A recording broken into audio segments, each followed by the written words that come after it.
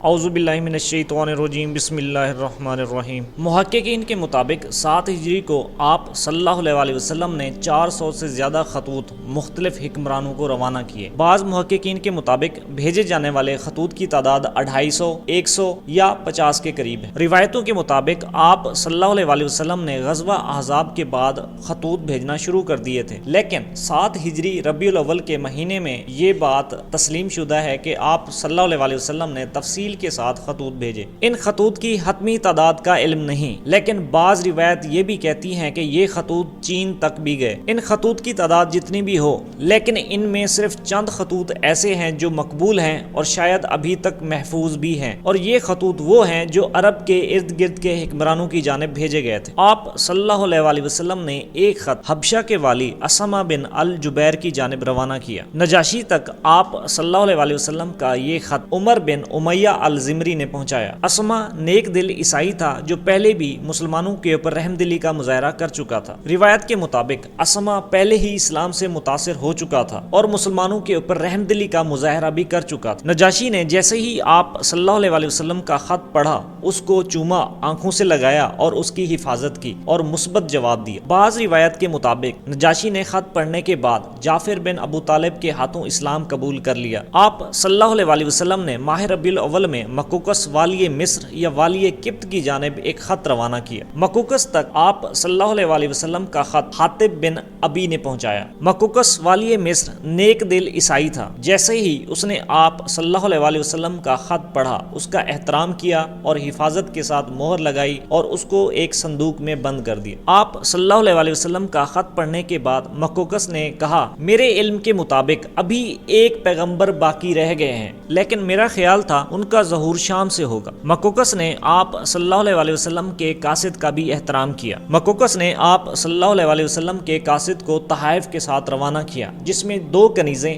ایک خچر اور کچھ کپڑے شامل تھے۔ ان 2 کنیزوں میں سے ایک کنیز حضرت ماریہ تھی جو آپ صلی اللہ علیہ وسلم کی زوجیت میں آئیں۔ آپ صلی اللہ علیہ وسلم نے ایک خط قیصر روم ہرقل کی جانب روانہ کیا۔ قیصر روم ان دنوں یروشلم کے دورے پر موجود تھا۔ روایت کے مطابق قیصر روم ایک نجومی تھا اور وہ جانتا تھا کہ ایک پیغمبر نے آنا ہے اور وہ ایک ایسی قوم میں آئے گا جو ختنہ کرتی ہے، اور اس کے نزدیک وہ قوم بنی اسرائیل تھی۔ قیصر روم تک آپ صلی اللہ علیہ وسلم کا خط حضرت وجیہ کلبی نے پہنچایا۔ جیسے ہی یہ خط ہرقل کے دربار تک پہنچا، ہرقل نے ایک ایسے قافلے کو بلانے کا حکم دیا جس کا تعلق مدینے اور مکہ سے ہو اور اس کے لوگ محمد کو قریب سے جانتے ہوں۔ ابو سفیان ان دنوں تجارت کے حوالے سے یروشلم میں موجود تھا۔ ہرقل کے کہنے پر ابو سفیان کے قافلے کو ہرقل کے سامنے پیش کیا گیا۔ ہرقل نے ابو سفیان کے قافلے سے پوچھا کہ تم میں سے کون ایسا شخص ہے جو محمد کے زیادہ قریب ہے؟ اشارہ ابو سفیان کی طرف ہوا۔ اس کے بعد ہرقل نے ابو سفیان کو حکم دیا کہ وہ سامنے کھڑا ہو اور باقی سارے افراد ابو سفیان کے پیچھے قطار میں کھڑے رہیں تاکہ ابو سفیان کی باتوں کی تردید اور تصدیق کر سکیں۔ ہرقل نے ابو سفیان سے کچھ سوالات پوچھے۔ ہرقل نے سوال کیا، محمد کا تعلق تم میں سے کس طرح کے خاندان سے ہے؟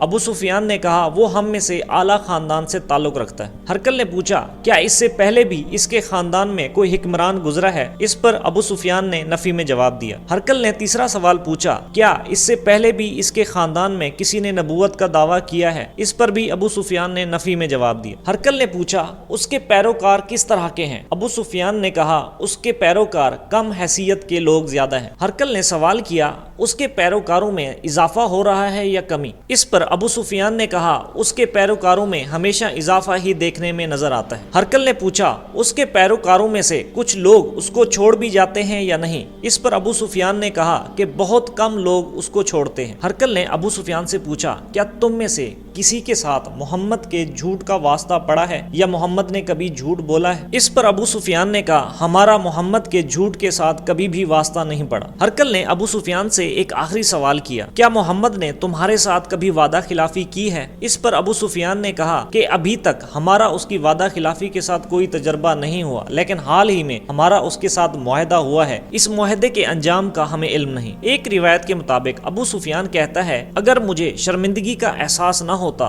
تو میں محمد کے خلاف بہت کچھ بولتا۔ ابو سفیان کے مطابق جب ہرقل نے ہم سے سوال کر لیا، اس کے بعد ہرقل کے سامنے آپ صلی اللہ علیہ وسلم کا خط پڑھ کر سنایا گیا۔ خط پڑھنے کے بعد حاضرین میں شور و غل ہونے لگا اور اس کے بعد ہمیں دربار سے باہر بھیج دیا گیا۔ جب ابو سفیان قیصر روم کے دربار سے اپنے قافلے والوں کے ساتھ باہر آ رہا تھا، اس نے ابن ابی کبشہ سے کہا کہ محمد کا معاملہ بہت بڑھ گیا ہے، اب قیصر روم بھی اس سے ڈرنے لگ گیا ہے۔ قیصر روم نے خط کا کوئی مثبت جواب نہیں دیا، لیکن قاصد کا احترام کیا۔ آپ صلی اللہ علیہ وسلم نے ایک خط والی شام، والی دمشق منظر بن حارث بن شمر غسانی کی جانب روانہ کیا اور یہ خط شجاع بن وہب اسدی نے پہنچایا۔ خط پڑھنے کے بعد غسانی نے غصہ کیا اور آپ صلی اللہ علیہ وسلم کے خلاف جنگ کرنے کا حکم دیا اور یہ کہا کہ کون ہے جو مجھے میرے تخت سے الگ کرے، اور اس کے بعد قاصد سے کہا کہ یہ منظر اور یہ الفاظ آپ صلی اللہ علیہ وسلم تک پہنچا دیں۔ لیکن اس کے بعد جیسے ہی اس نے قیصر روم سے مشورہ کیا، اس کے بعد جنگ کا ارادہ اس نے ترک کر دیا اور قاصد کے ساتھ احترام سے پیش آیا۔ آپ صلی اللہ علیہ وسلم نے ایک خط بصرہ کے والی سردار شراجیل بن عمرو کی جانب روانہ کیا۔ آپ صلی اللہ علیہ وسلم کا پیغام حارث بن عمر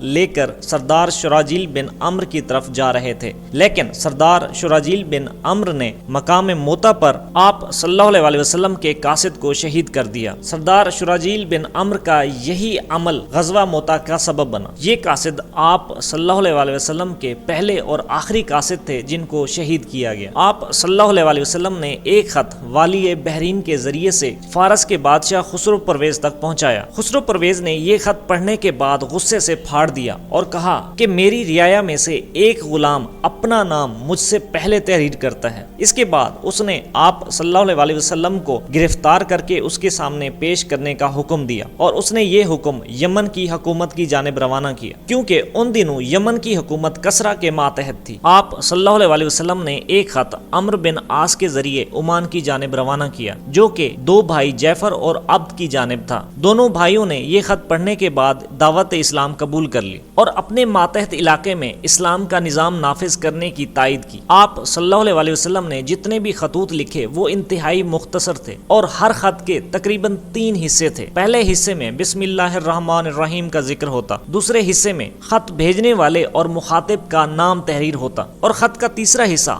مرکزی پیغام پر مشتمل ہوتا جو کہ صرف چند ہی الفاظ پر مشتمل ہوا کرتا تھا۔ آپ صلی اللہ علیہ وسلم نے بادشاہ ایران کسرا خسرو پرویز کو جو خط لکھا اس کی تحریر کے مطابق بسم اللہ الرحمن الرحیم محمد رسول اللہ صلی اللہ علیہ وسلم کی طرف سے کسرا والی فارس کی جانب اس شخص پر سلام ہو جو ہدایت کی پیروی کرے، اللہ اور اس کے رسول پر ایمان لائے اور گواہی دے کہ اللہ کے سوا کوئی عبادت کے لائق نہیں، وہ تنہا ہے، اس کا کوئی شریک نہیں، اور محمد اللہ کے بندے اور رسول ہیں۔ میں تمہیں اللہ کی طرف بلاتا ہوں کیونکہ میں تمام انسانوں کی جانب اللہ کا بھیجا ہوا ہوں، تاکہ جو شخص زندہ ہے اسے انجام بد سے ڈراؤں اور کافروں پر حق بات ثابت ہو جائے، یعنی حجت تمام ہو جائے، پس تم اسلام لے آؤ، سلامتی پاؤ گے۔ اگر تم اس سے انکار کرو گے تو تم پر مجوس قوم کا گناہ ہوگا۔ بسم اللہ الرحمن الرحیم، اللہ کے بندے اور اس کے رسول محمد کی طرف سے مقوقس سربراہ قبط کی جانب اس پر سلام ہو